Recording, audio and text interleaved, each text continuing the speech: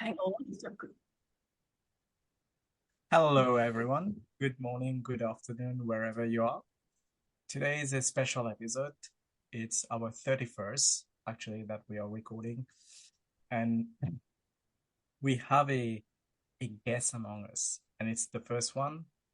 This is to show our gratitude because this is how we decided to start, and we both felt that it would be fair to invite the person who introduced both of us.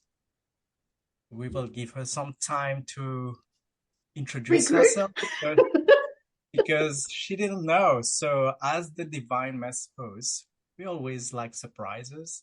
So, we just gave her a surprise today, and she didn't even know that she was the first guest on our show. So, welcome our coach, Wendy Corner. So, Thank before you. we give her some time to introduce, I will introduce myself. I'm Kirti Deva Peruman. I'm the CEO and founder of the Hero's Mistake, where we help you to face your inner demons and awaken your inner hero, and also learn how to balance the masculine and feminine energies. And apart from that, I do for 32 weeks, we have been showing up, and I have been co-host with the lovely Tina Ryan, where we introduce the divine mess and where we have fun conversation every single week.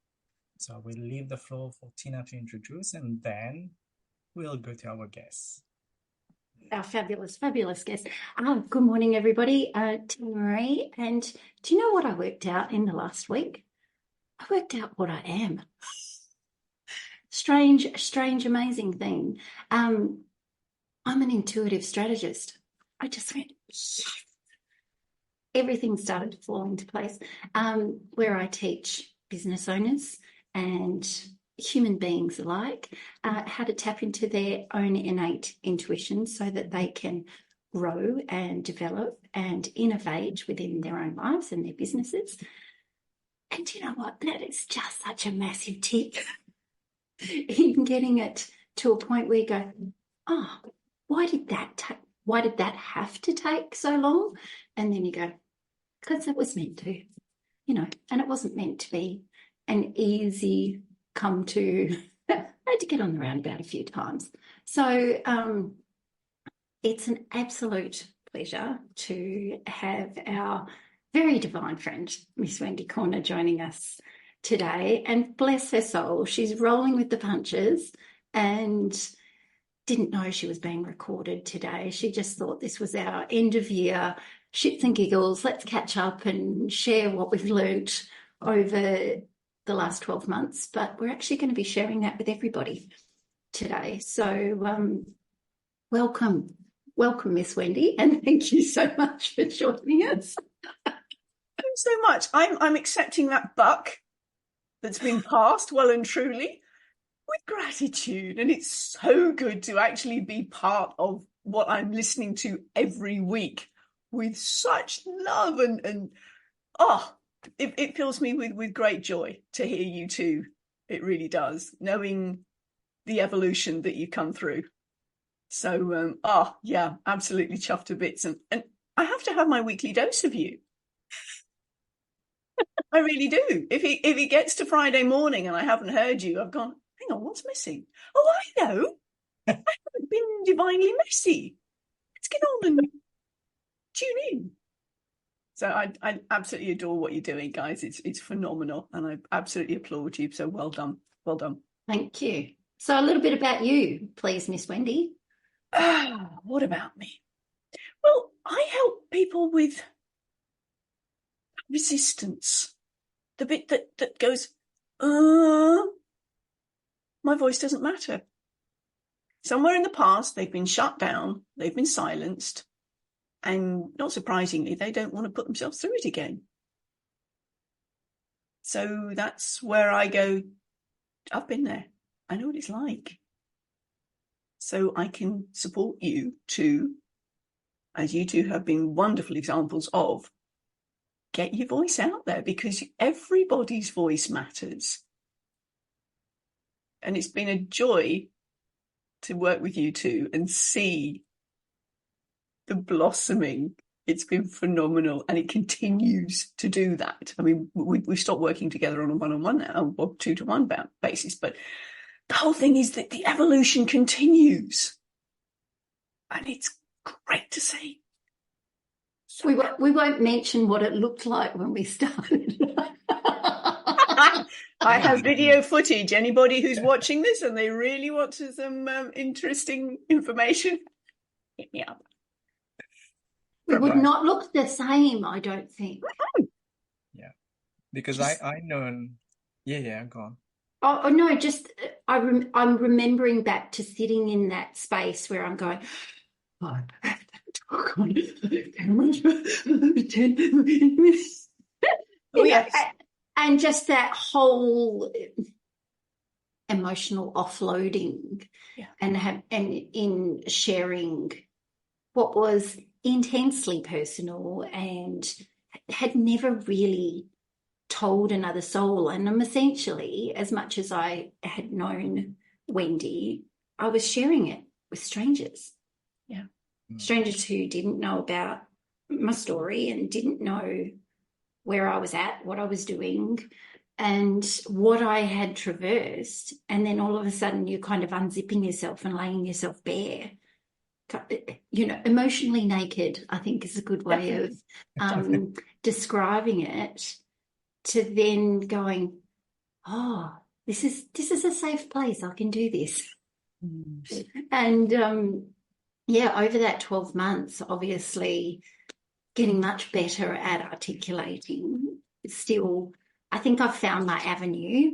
Yeah. Like, being on the podcast is great, and have been on numerous other podcasts as well. So that's been an absolute joy and a pleasure. But in the meantime, you know, developing amazing friendships with both Wendy and Dava, and as much as Dava's on the other side of the country and a hop skip over some water as well, which is, it's quite annoying, to be frank. You know, it would be much nicer if he was a tad closer, but, you know.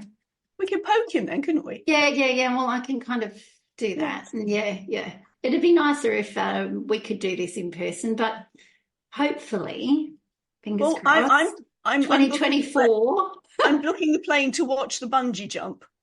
I had decided that I'm going to attach myself to a fireman because he's quite used to being at heights. I haven't told him yet. Like a tandem one. I mean, I've fallen out of an aeroplane attached to somebody else. You might need to wear the earplugs, though. That will be the only thing. That will be fine. The tandem one. Yeah. I can relax standing next to him, so it's okay. Because he's got me. Sorry, pardon me? Surely you will go on YouTube, you know, like we'll put the video on YouTube of the bungee. Sure, whatever. But let's face it, Dava, you and I will both have the phones out, taking the footage. And I will be going, yay! Yeah. No, but it has been a journey, you know, like I was reflecting because when we decided about having guests and we thought about you to be the first one, and we were reflecting, we always reflect about our journey. And I known you longer, so I known you since as a coaching buddy with with Robin Mandanes coaching. So I've been a witness of your, you know, how you evolve. So today, I would like to give you this opportunity, you know, like you always have given us this opportunity to share our story. So maybe if you want to share whatever you feel like, you know, with the world, your story, how you evolve and how you came with your words have power, and we know in the future it's going to evolve again. It's coming. We are the privileged one to in the back, you know, like we see what's happening in the background. So please. Well, thank you, because actually, David, picking up on that point, you know, you were talking the other week about the evolution of Reuben to Dava. Yeah. I've been with you in that. I witnessed that.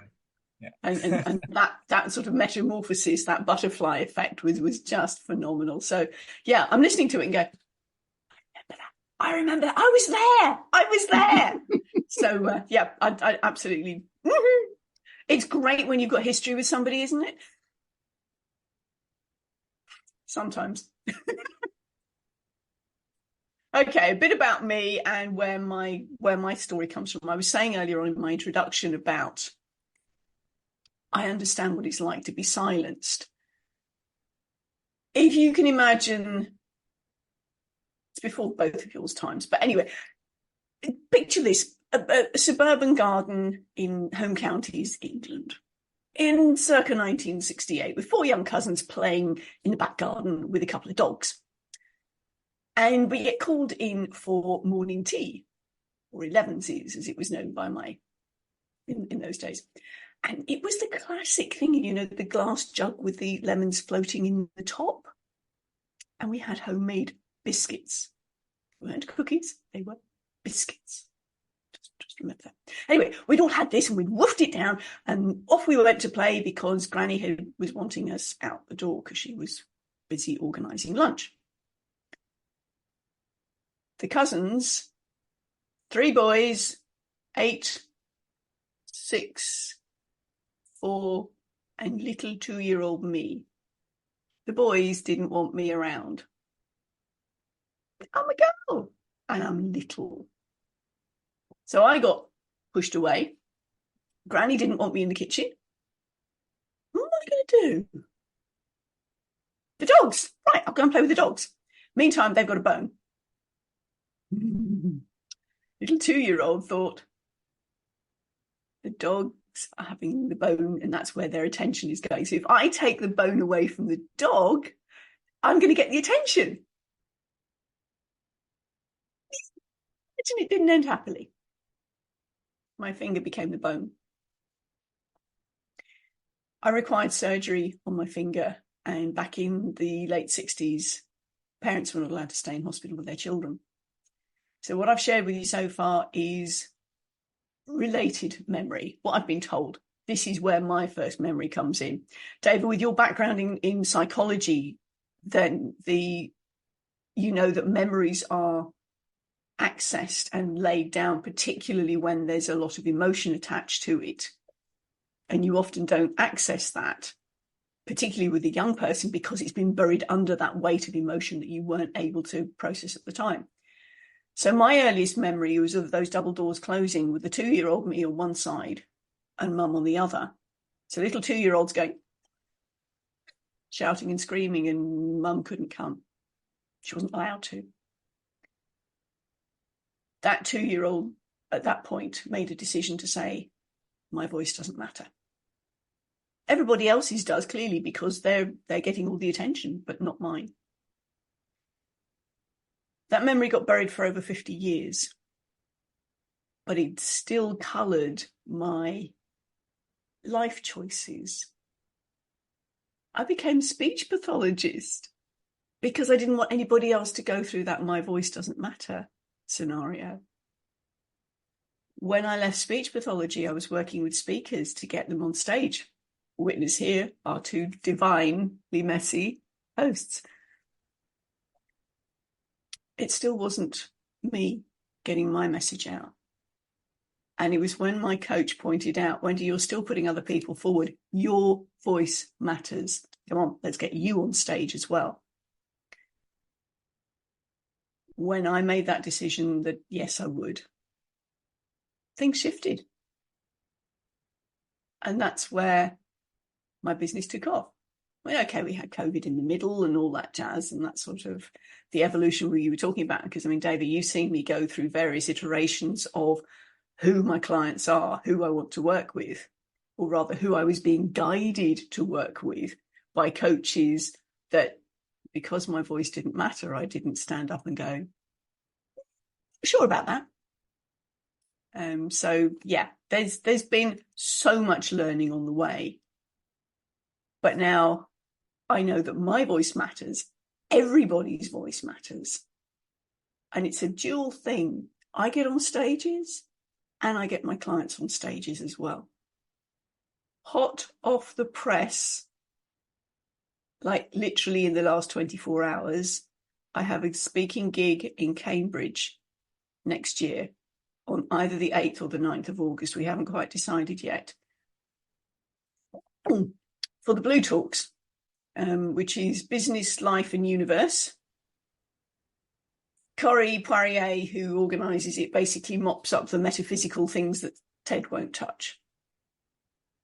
So that is definitely booked in for next year. Woohoo. Congratulations. So, yeah. Thank you. Thank you. It does mean I'm definitely going to be back in the UK next year in the summer. Trip back to the motherland? Yes. Well, that's the point, you see. By going to Cambridge, I'm only an hour and a half away from my family, and they've got no excuse. They've got to come and see me in action. Interesting. I've already alerted my niece, and she's going to make sure that her parents have the details, so they are not going to be away that time. So there. So that's a little bit of a synopsis. And as you say, Davey, you've seen my evolution through that time since we've known each other, what, 5-6 years now? Yeah. We are still debating on that 5 or 6 years. We're still wondering, right? We never get it close, like, to be sure, like, we sure, yeah. Well, thereabouts. I mean, come on, we don't have to have things defined well, do we, you two? No. Ooh, ugly word. Are we allowed to use just for today? Like, occasionally. If every time I go to type a text message and I think about putting just in, I'm going, I can't use that word. I've just finished at the gym. Like, no, that's fair enough because it's a time marker. Mm. It's when it's constricting you that I'm just a bookkeeper, I'm just a this, I'm just a stay-at-home mum. No, don't constrict yourself.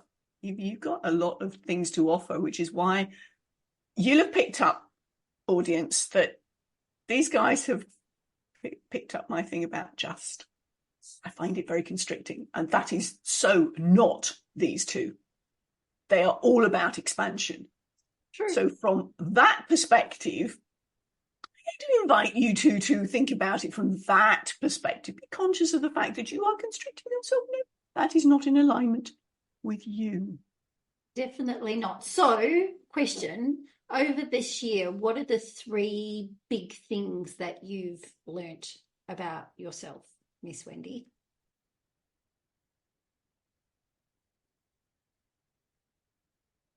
Thank you for bearing with me whilst my tea is getting cold. I do want a little bit of a drink. Okay, 3 things that I've learned about myself this year. I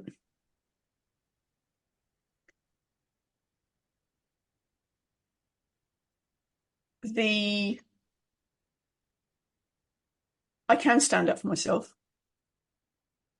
My voice does matter, and it's about time that I didn't simply roll over and let other people push me forward. And you've got great fashion sense too. Oh, courtesy of the wonderful Tina. This T-shirt, possibly not my fashion sense, but yes. I've learnt about how to shape myself in my clothes. I have learnt to, as I said, actually say no. It's a work in progress. But looking at opportunities and going, is that right for me? Is that not right for me? So taking that step back and doing the sort of respond rather than the react. Learning to listen a bit more to my intuition. Hello, intuitive coach. That's a big one. Well, it is. Yesterday, I had an opportunity and I got sucked into another scam, financial scam. And there was something that said to me, hold on, due diligence. So I carefully did not give any information. It did cost me $100 US. However, they wanted a lot more, and they wanted me, I don't think I'll get that back because it was done through PayPal and private and whatever. But as I'm doing this, I'm thinking, hang on, watch it. There's something fishy about this. So I was giving as little information as possible, and I was asking lots of questions. I actually hit the let's talk on Messenger. And amazingly, it went to I can't take calls. And I said, that's curious because we've spoken before. At that point, the Messenger stopped and I'm no longer able to contact them.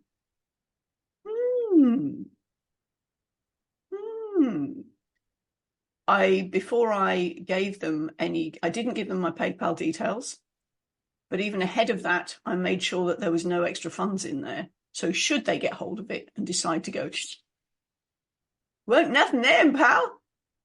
And that was purely following the intuition.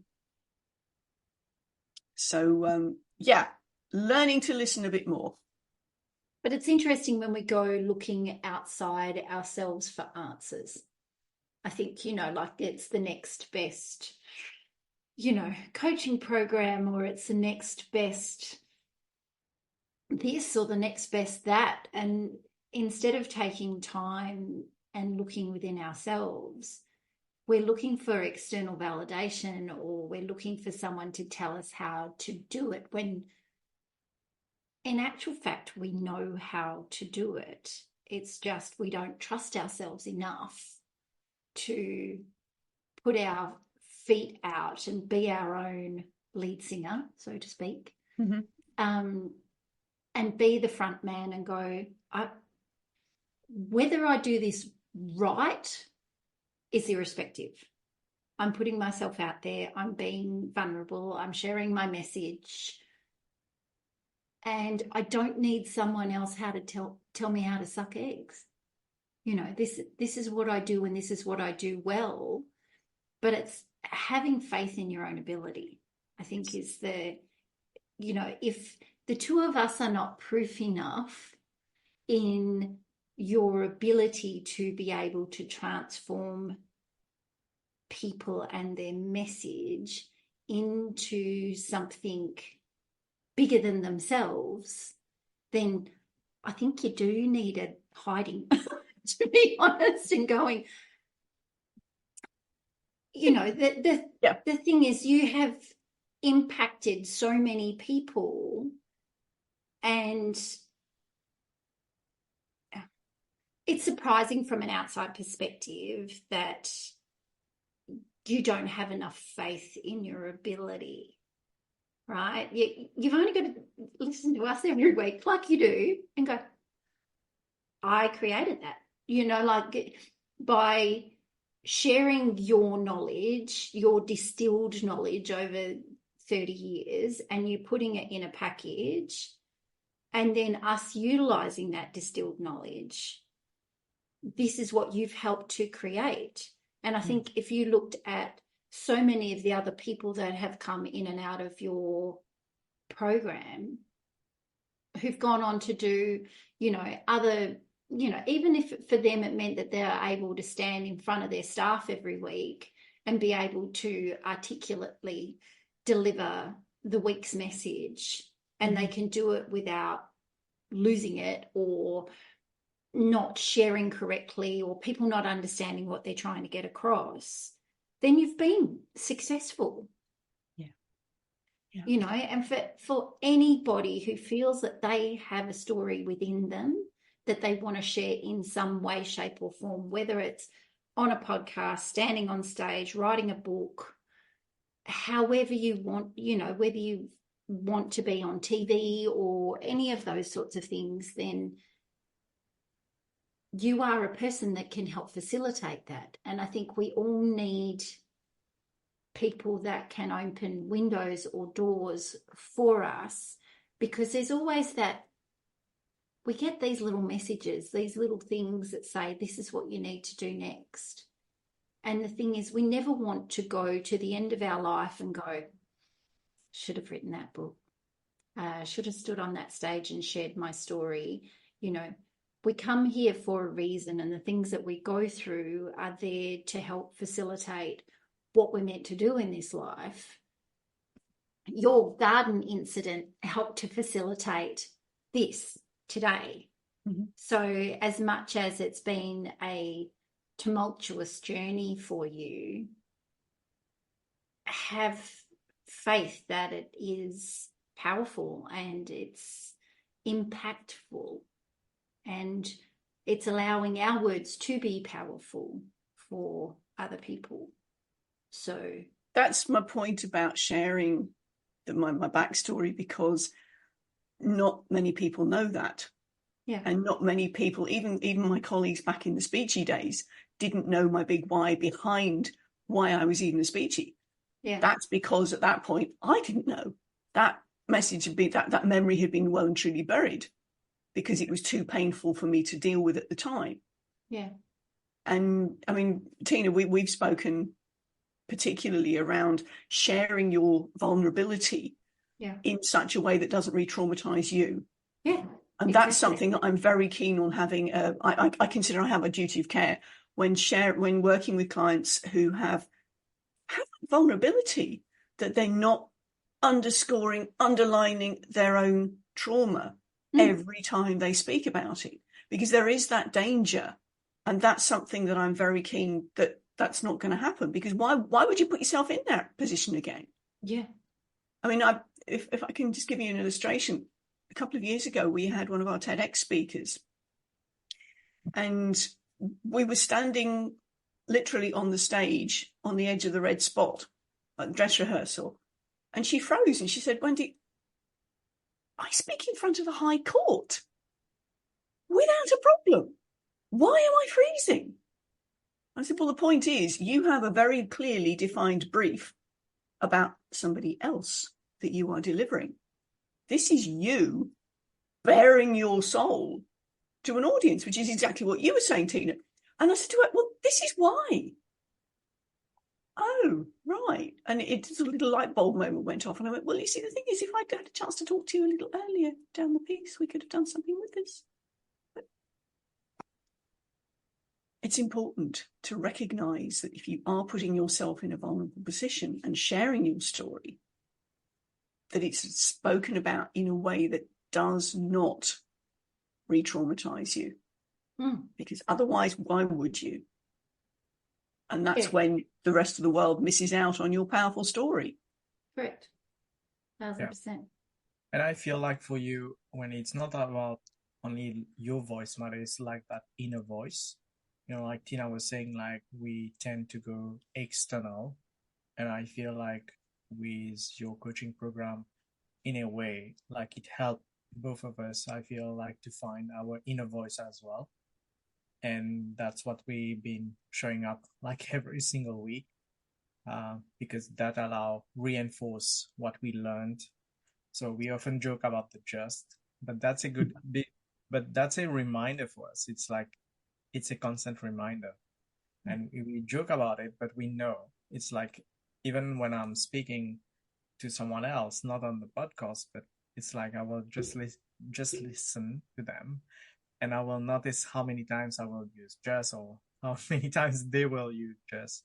But it's one of the things that we learned from you. But there are so many, golden nuggets from your coaching program that we took on board. And I personally use, when I was in Toastmasters, I was using that a lot, of your techniques or whatever you taught us. I know you have a plan, unlike us. We are not those type of person who plan everything ahead, but you have a defined plan which works and help people to find their inner voice as well. So for me, your words of power is more, that's my personal view. What I'm sharing is like, I see it as finding your inner voice as well. It's not just finding your voice matter. For me, it's like that inner voice matters more. And I feel that your program is a kickstart to that. And that's, now you're moving more into the intuitive and you're trusting that more, which is so good to hear, because I know you, not, like Tina was saying, like that lack of faith, not having faith. And I feel that as coach, we all experience those moments. We all have those moments of doubt, but that's where you get reminders, even from your student or your like your colleagues or your, Mhm. like little ones that can remind you of that no, actually you can have faith and trust your voice, trust your inner voice, and deliver and follow your message. Like your message is all about your words have power. Yes. So Yeah. embrace that. And now I can see how much you embrace that message and you live up to it, and I feel that's why you are the first guest on our podcast.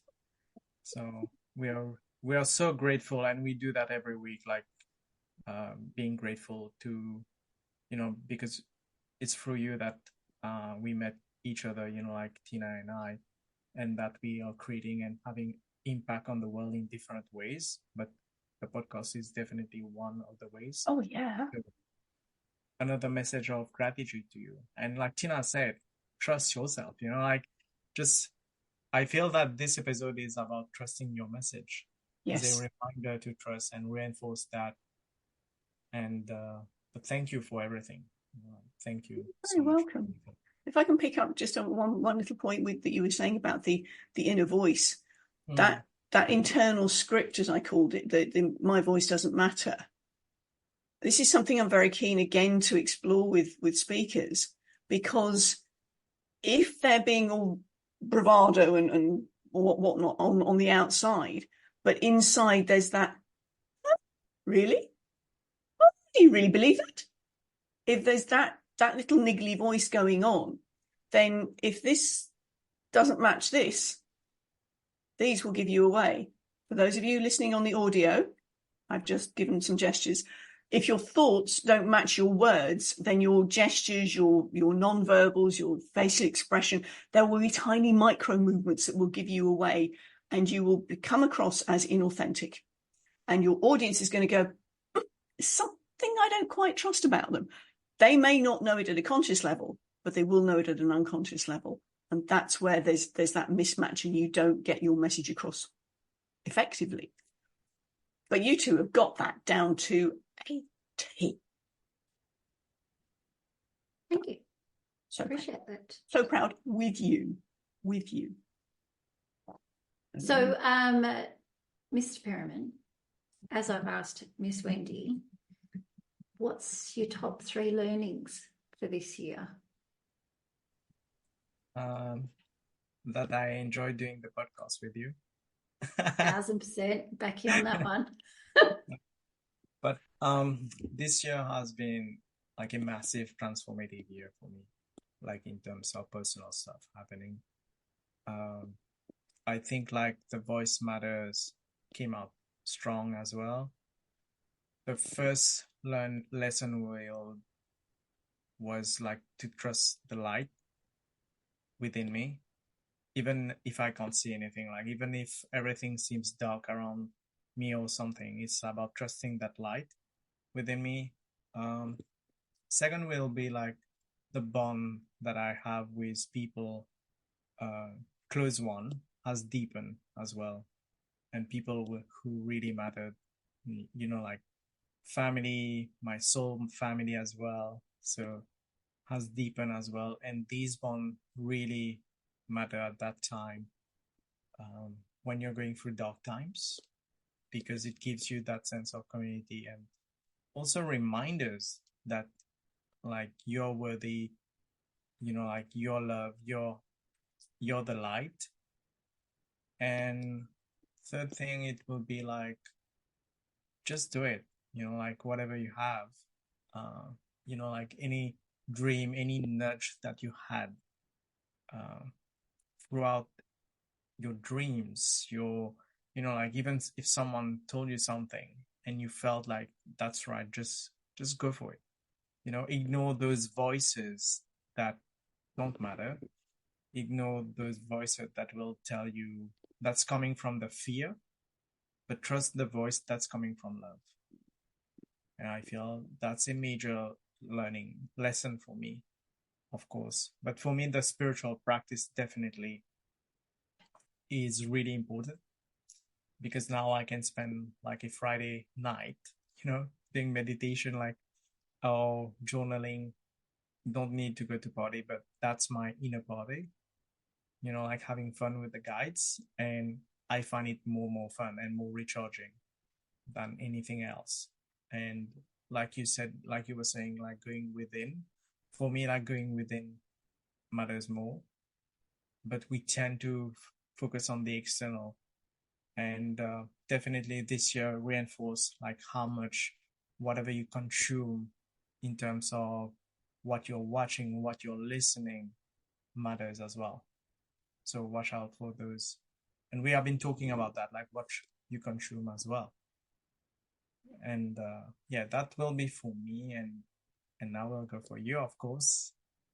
For you, it should be like 6 or 9 lessons, right? Oh, holy shit, there's so many. Yeah.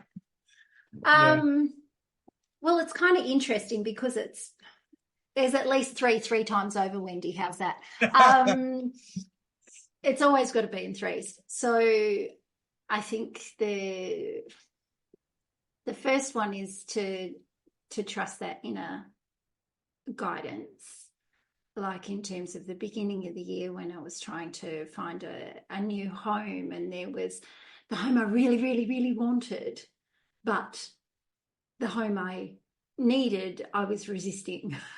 So in the end, we just went, okay, this is obviously where we need to be at the moment. This is part of the learning and the lesson. So in doing that, and to not fight what I am, I think that's been the biggest lesson out of all, and to proudly fly the freak flag in terms of going, yeah, I've got a dead grandmother, and yeah, she talks to me. But as Dava and I affectionately term her, our marketing manager, she does tend to, because her name is Margaret Mary, and she does affectionately show up at all sorts of weird and wonderful times, mainly in the middle of the night, or it was literally like Grand Central Station last night, just all the stuff she was endeavouring to throw into my brain in the middle of the night, and my very experienced body that is going through a huge transformation at the moment. It was like, I just need some sleep. My body needs a recharge. Because there's lots of parts of the body that is aching at the moment, but it is all for a very good cause. Like David was saying, learning how to nourish myself well, and not only from a food perspective, but a physical movement perspective, from what I consume in terms of what I read, what the people, are the people that are around you, do they nourish you? Do they lift you up? Do they celebrate you? Do they actually understand what you do? Is another really interesting question. Or, and I got a fairly good lesson in that over the last couple of months, that people will use you when you don't have enough faith in your own ability. They will utilize the light and the skill sets that you have to their own benefit without going all in. They'll drip feed, I think, and I was a little bit slow, but a little bit faster than normal to pick up on that one. Boundaries are absolutely critical if you are wanting to manifest anything. The ability to stand up for, like Wendy was saying, the ability to stand up for yourself and to go, no, that actually doesn't work for me. That's your ego being projected onto me, and I don't really like that. So thanks very much, but no thanks. And even in the smallest places, when it comes to boundaries with your kids or boundaries with your spouse, or going, yeah, no, you can't go and do that and expect me to hold the bag. There's lots of things that I've learned this year that gratitude for the beautiful people that do surround me, gratitude for the people that have left. Thank the Lord. It felt like a death at the time, that, the people that you had relied upon and thought that they were your ride or die people, the people that your Thelma and Louise kind of people that are always going to be there. And then when you realize that they're not, it's like, I was going all in. Why are you not going all in? You're talking like you're going all in, but your actions actually don't correlate for me. And I think, it's one of my big things that, like Wendy says, when stuff comes out of your mouth, the physical gestures in your body need to mirror one another. And if they don't, I just kind of I get the little feeling up the back of my neck and going, either I'm calling bullshit or, I'm going to call you on your inability to follow through, so it's been a year. It's not been the year that I thought it would be, but it has been an amazing year where some beautiful, beautiful humans have come across my path, and I've made some amazing connections with some very fabulous people, and the soul family that you choose to have way far greater, in that keeping them close than the people that are necessarily blood related. Some people are blessed with beautiful blood relations. Other people, and particularly this time of year, I think is good recognition for, maybe reaching out to your friends that know that they struggle with family shiz at this time of the year, and go, do you really want to go to that, or would you like to come and hang out with us on Christmas Day?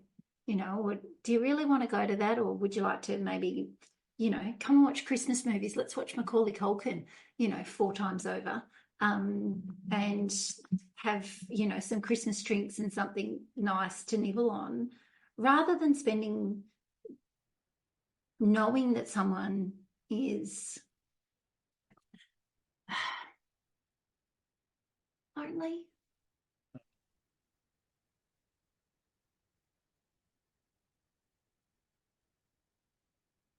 Sorry.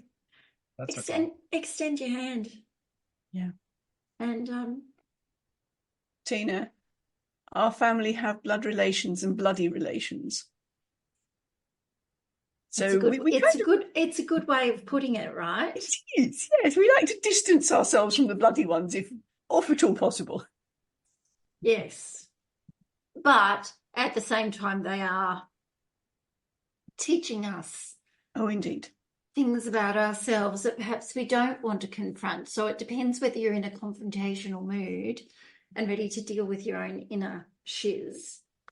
I'm happy for them to show it, and then I want to deal with it on my own. Thank you. Yes, I'll just have a gin and tonic by myself. Or we can come over and watch Home Alone. That's fine. That works for me, or any kind of Christmas movie, any sappy Christmas movie. Yeah. And salmon Wellington, I've discovered for Christmas. Yeah. I found salmon Wellington the other day, and I went, I am going to give that a crack on Christmas Day. Yeah. Got to try these new things. I'll need the details. I have no idea what you're talking about. No, but you've eaten beef Wellington before, right? Yes. Yes. Well, it's salmon instead. Oh, salmon. Sorry, I heard Sam and Wellington. Your words have power. I was thinking, like, is that an actor or a movie? Without the context, Tina, that kind of lost us a bit. Okay, so you're suggesting beef wrapped in salmon? No, I'm suggesting that normally beef Wellington is beef, mushrooms, sauce wrapped in puff pastry. Yes. Right. This is salmon with cheese, and all sorts of delicious sauce wrapped in puff pastry and baked in the oven. Yeah. As an alternative to The beef. when there's only 2 people for Christmas dinner. Yes, you don't want an enormous roast. Yes, no, I get that. Yeah. And I don't want to heat up my house when it's 37 degrees either. No. That's a hard pass. Yeah. But considering my friend across the way here is vegetarian, that's not going to be appearing on his menu, and it won't be appearing on your menu, seeing as you don't do the glutinous puff products. pastry. No.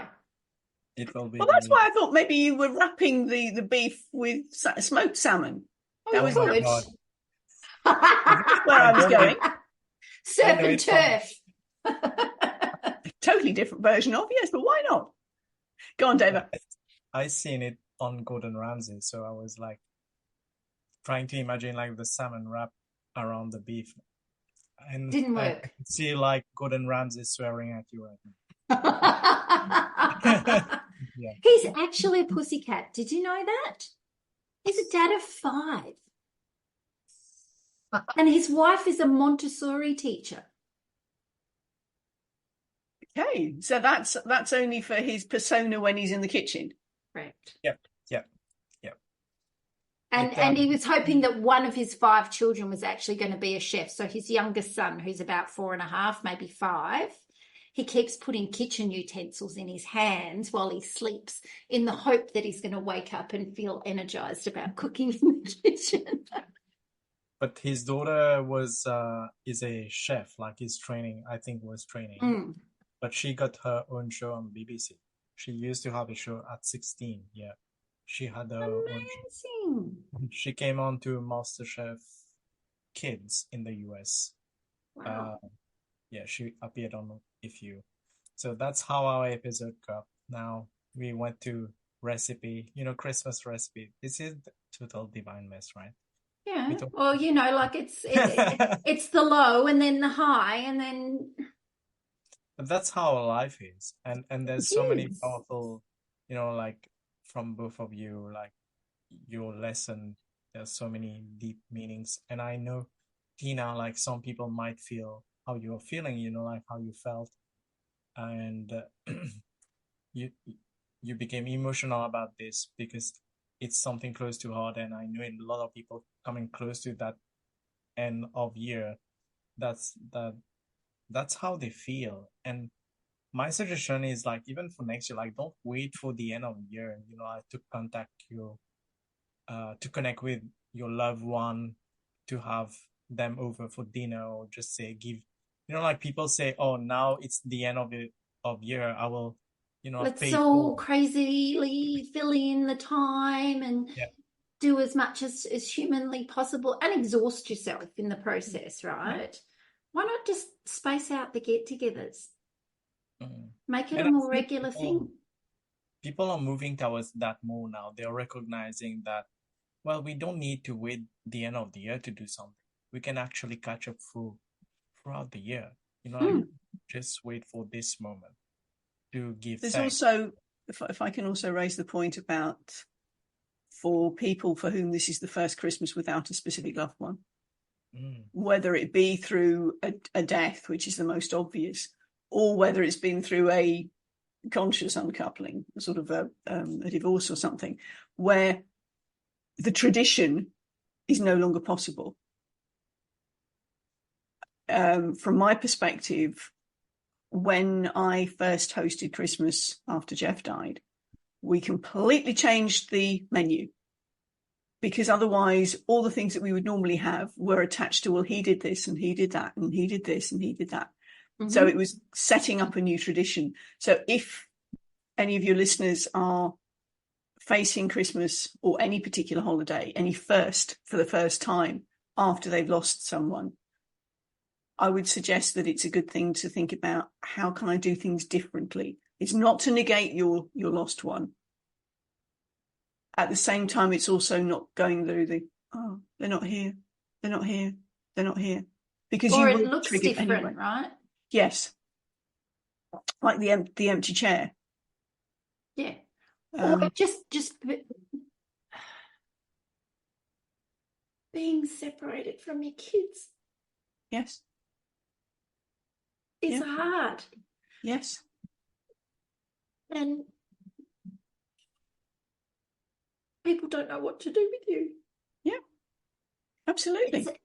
It's easier to keep you away from it all, because then they don't have to deal with the grief or the sadness or the fact that you're no longer a couple, or your kids aren't with you, or, you know, my kids are almost grown, pretty much are, but it's still, we're They're still doing your it babies.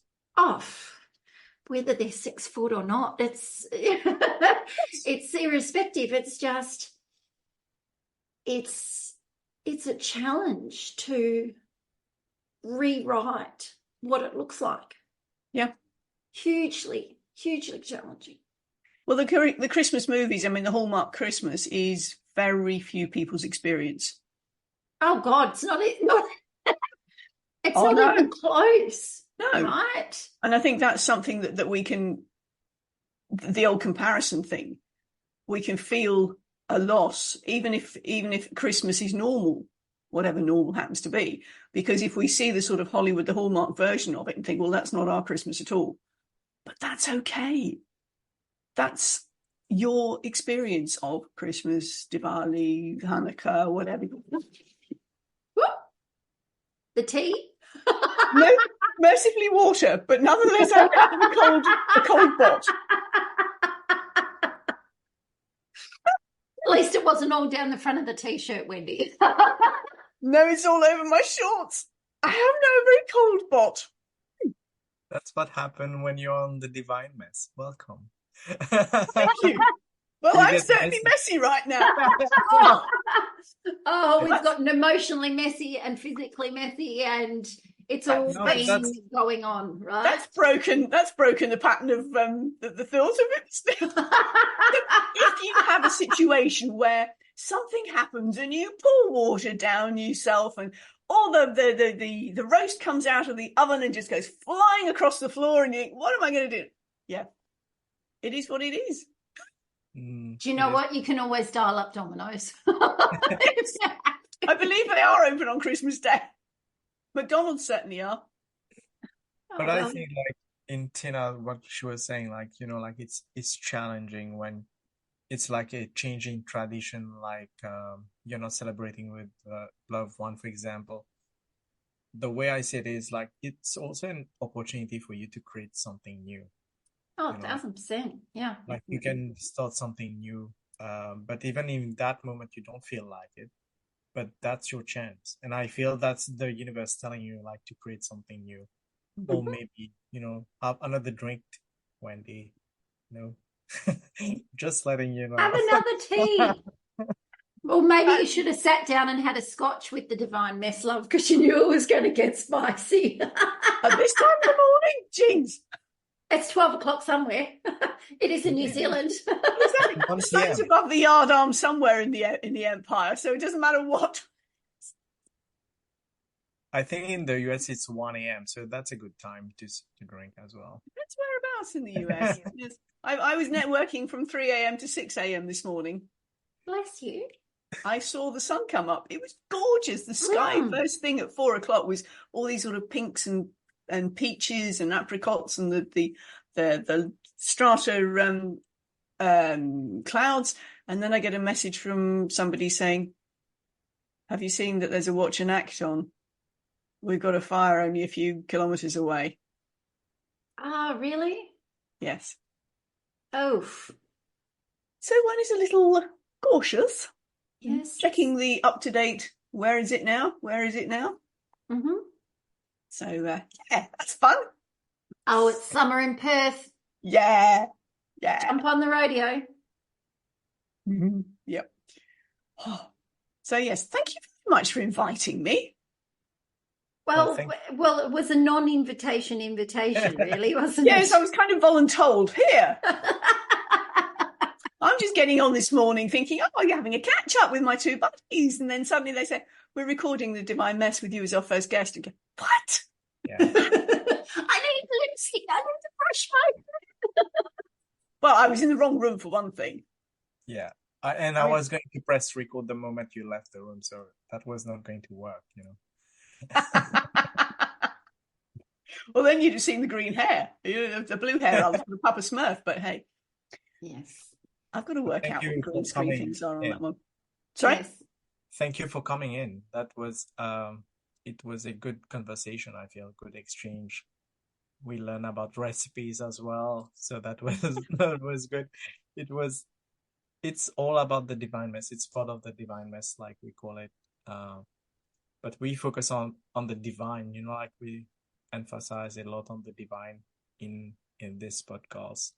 It's not just focusing on the mess. Even if you got messy during the recording, that's fine, you know. We roll with it. Physically messy, emotionally messy. It's Yeah. all. It's all The point good. is, as you say, it's part of what can I learn from this? Mm. And how am I open to the divine influence on this one? Because I can take it at face value, or I can go, okay, what's the message here? There's a bigger picture in store for me. Well, beautiful humans, as always. We love you. We are extremely grateful for you tuning in every week. You look fabulous and your butt looks amazing. So get out there and get it done. Until next week, we look forward to having your company, and any feedback, anything that you would like us to talk about, or we have some more exciting guests lined up for next year. A Feng Shui expert will be coming on to talk about the Year of the Dragon. So whoop, whoop, very excited about that. So until then, take very good care of yourselves, and we will see you on the flip side. Yeah, thank you, my friends. you.